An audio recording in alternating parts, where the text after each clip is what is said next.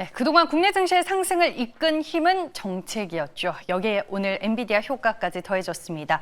옵션 만기일이어서 장 막판에 수급 변동성은 있었지만 그럼에도 전체적인 시장 분위기 괜찮았습니다. 내일 시장에서 또 선점 가능한 테마와 종목은 무엇이 있을지 이분과 알아보겠습니다. 매일경제TV 김민성 주머니 매니저입니다. 안녕하세요. 네, 안녕하십니까. 네, 오늘 이제 종목 리뷰가 있습니다. 삼성증권인데 증권사에서 목표 주가 상향 리포트가 나왔더라고요. 또 때마침. 네, 맞습니다. 그 증권가 리포트를 보게 된다라고 하면 배당이 기대된다라는 좀 베이스를 가지고 설명을 하는 좀 목표가 상향 리포트가 나왔는데 결과적으로는 제가 말씀드렸던 맥락이랑 크게 다르지 않습니다. 삼성증권은 앞으로에 대한 실적, 호실적에 대한 모멘텀 때문에라도 이제 계속해서 상승에 대한 기조가 유지가 될 거라 말씀을 드렸는데 결과적으로는 배당에 대한 기대감이 이어지는 것은 그만큼 수익이 많아질 것이다라는 베이스를 두고 얘기를 하는 거기 때문에 제가 말씀드렸던 마찬가지로 호실적이 기대될 수밖에 없는 건 바로 증권사다. 그래서 제가 전에도 말씀을 드렸던 것처럼 지금은 증권사를 매도할 때는 아니다라고 말씀을 드렸는데 차트 한번 보여주시게 되면은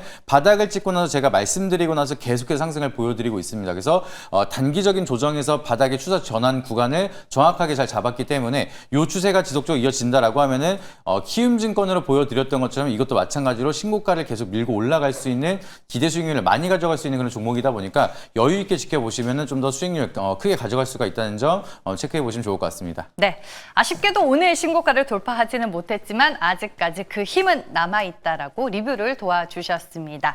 네, 삼성증권에 대해서 저희가 짚어봤고요. 이제 오늘의 키워드 알아보겠습니다. 무엇인가요? 네, 앵커님이 앞전에 말씀 주셨던 것처럼 증시를 이끌어가는 주된 원인이 아무래도 정부 정책에 대한 모멘텀이다 보니까 오늘에 대한 키워드는 정부 정책에 대해서 한번 다시 체크드리도록 하겠습니다. 네, 최근 글로벌 증시 안에서 유독 국내 증시가 더 강한 이유가 바로 이 정책 때문이 아닐까 싶습니다. 그러면 정책에서 파생될 수 있는 테마는 어떤 것들이 있는지 하나하나씩 김민성 매니저와 알아보겠습니다. 첫 번째 테마는 뭘까요? 네, 아무래도 이제 정부에서 직접적으로 좀 많이 밀고 있는 테마가 좀 강한 힘을 보여주고 있다 보니까 오늘도 이벤트가 나온 테마가 하나가 있습니다. 그래서 그 테마는 첫 번째 섹터로는 지역 화폐에 대해서 한번 체크드리도록 하겠습니다. 네, 오늘 이슈가 있었습니다. 지역화폐법 개정안이 국회 전체 회의를 통과했잖아요. 네, 맞습니다. 이제 방송 오기 전에 기사가 딱 나왔는데 어제까지만 하더라도 이제 국가가 이제 지원을 한다라는 법안이 소위를 통과를 했습니다. 그리고 이제 다시 한번 이벤트가 나온 게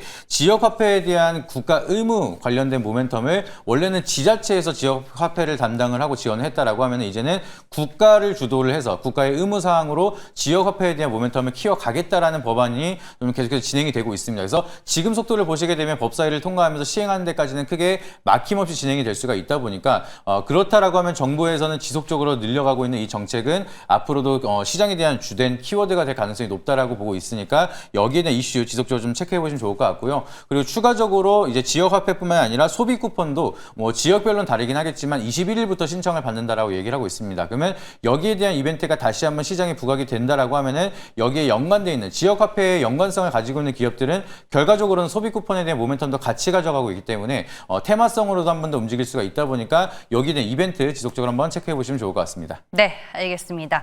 지역화폐는 현재 정부가 강하게 밀어붙이고 있는 정책 중에 하나다라고 이슈를 정리해 주셨습니다. 이를 기반으로 장점과 단점도 체크를 해보죠. 네, 지역화폐에 대한 가장 커다란 장점은 일단 정부가 계속해서 강력 추진하고 있는 정책이다. 이 부분이 가장 커다란 장점인 것 같습니다. 그래서 현 정부 같은 경우에는 지금 소비 촉진에 대한 모멘텀으로 내수 경제를 살리겠다라는 포커스에 좀 많이 맞추고 있습니다. 그걸 통해서 소상공인을 살리고 내수 경제를 활성화시키면서 그동안 좀 힘들었던 경기를 부양하겠다라는 포커스에 많이 맞춰지고 있는데 결과적으로 여기에서 공통분모로 들어가는 게 지역화폐로 가겠다라는 정책이 계속해서 이어지고 있다 보니까 야당에서는 지속적으로 반발하고 있지만 여당의 추진을 계속 밀어붙이면서 지역화폐법을 통과를 시키고 있는 상황입니다. 그렇게 된다라고 하면은 여기에 관련돼서 수혜를 받을 수 있는 기업들은 상승에 대한 사이클이 좀 더 강하게 이어질 수가 있다 보니까 여기에 대한 이벤트가 가장 커다란 장점이라고 보시면 좋을 것 같고요.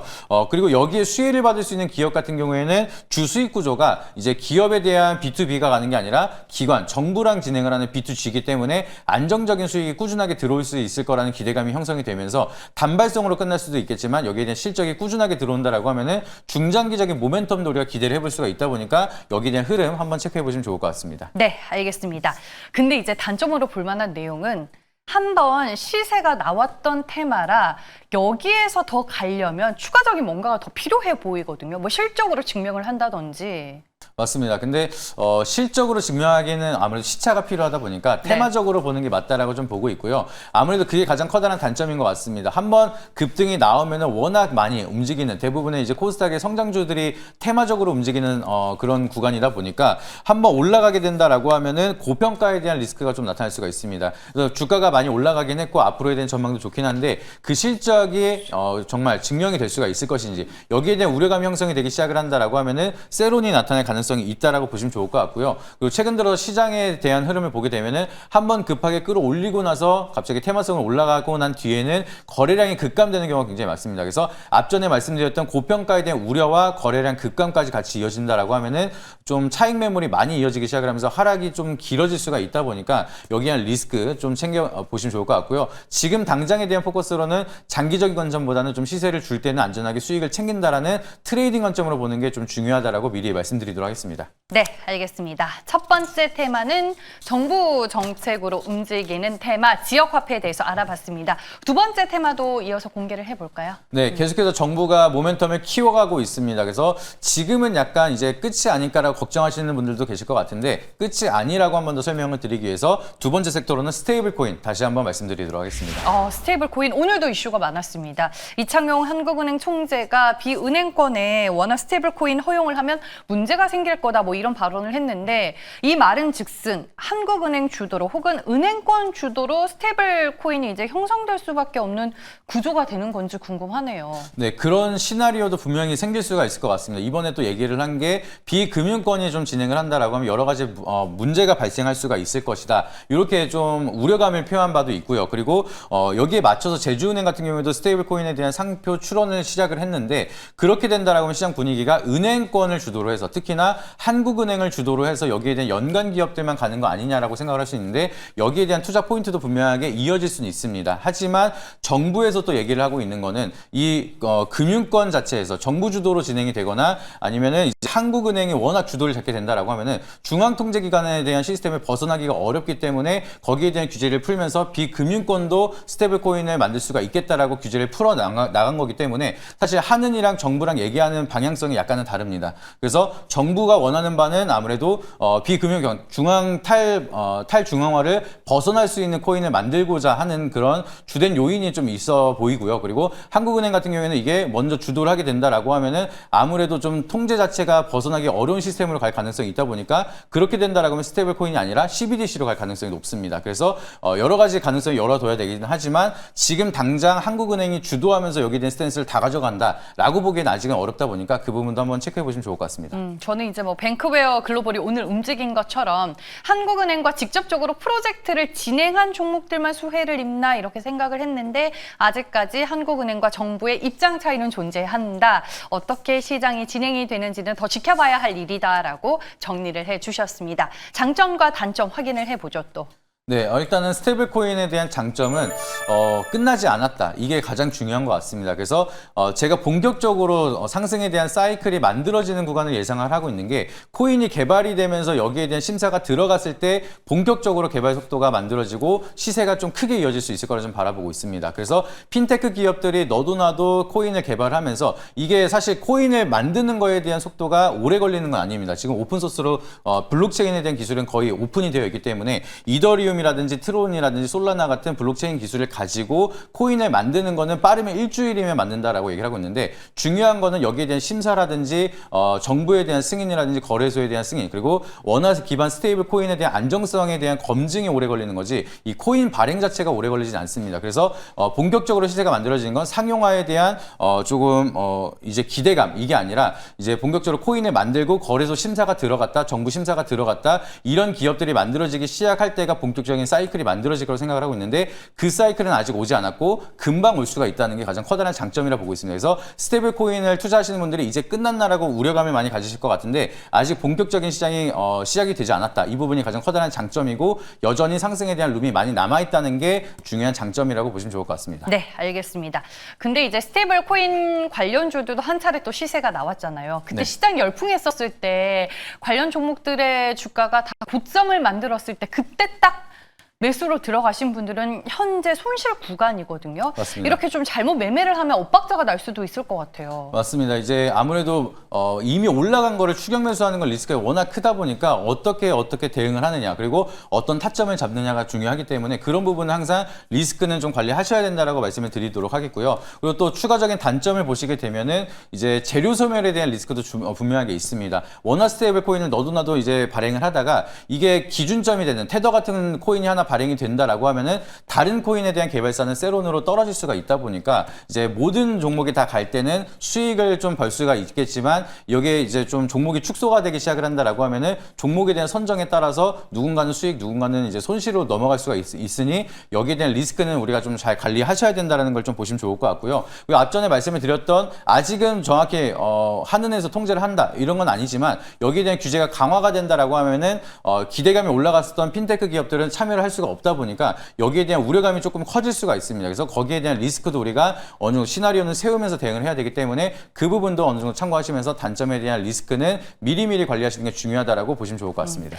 시장의 성장성은 무궁무진한 건 알겠는데 아직까지 이게 뭔가 제도화로 딱 만들어진 게 아니기 때문에 나오는 얘기에 따라서 관련 종목들의 희비가 엇갈릴 수 있다는 점은 여러분들 유념해서 보시길 바라겠습니다. 네, 정부 정책으로 오늘은 지역화폐와 스테이블 코인 이 두 테마에 대해서 저희가 자세히 알아봤습니다. 김민석 매니저는 과연 어떤 테마를 오늘 선택했을까요? 네, 최근 들어 지역 화폐 관련된 종목도 말씀을 드렸고 여전히 네. 좋게 보고 있지만 오늘은 그래도 스테이블 코인에 대한 모멘텀 한 번 더 체크 드려보도록 하겠습니다. 네, 스테이블 코인으로 골라주셨습니다. 그 안에서 어떤 종목 토픽으로 볼까요? 네, 아무래도 이제 가장 유리한 포지션을 가지고 있는 그룹이죠. 여기서 아직까지 투자 포인트가 많이 남아있는 카카오뱅크에 대해서 말씀드리도록 하겠습니다. 오, 많은 금융주 안에서 카카오뱅크를 선택한 이유가 있을까요?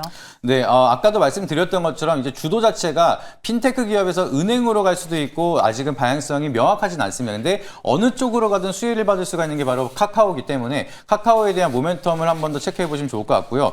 스테이블 코인에 대한 개발에 대해서 포지션 자체가 카카오 그룹이 가장 유리하다라 보시면 좋을 것 같습니다. 핀테크 기업도 있고 은행권도 가지고 있기 때문에 여기에 대한 수혜가 이어진다라고 하면은 카카오 그룹 쪽에 대한 모멘텀, 그리고 특히나 아직은 시세가 조금 많이 남아 있는 카카오뱅크가 투자 포인트가 좀 유리하게 이어질 수가 있을 거라 좀 판단이 되고 있고요.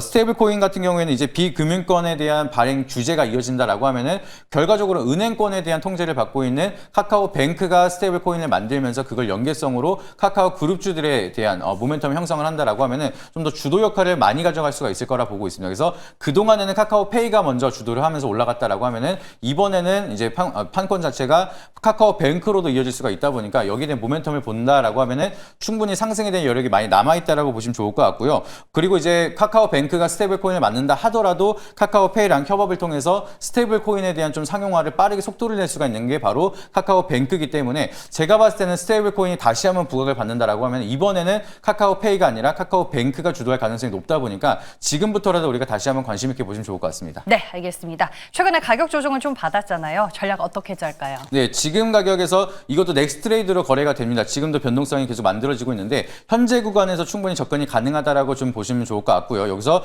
추가적으로 반등이 나온다라고 하면은 박스권 상단 부근인 1차 목표가는 37,000원, 손절가 라인은 추세를 이탈하는 27,000원 제시를 할 테니까 가격 전략 참고해 보시면 좋을 것 같습니다. 네, 바로 지금 이 순간에도 매매가 가능하다라는 점 잊지 마시길 바라겠습니다.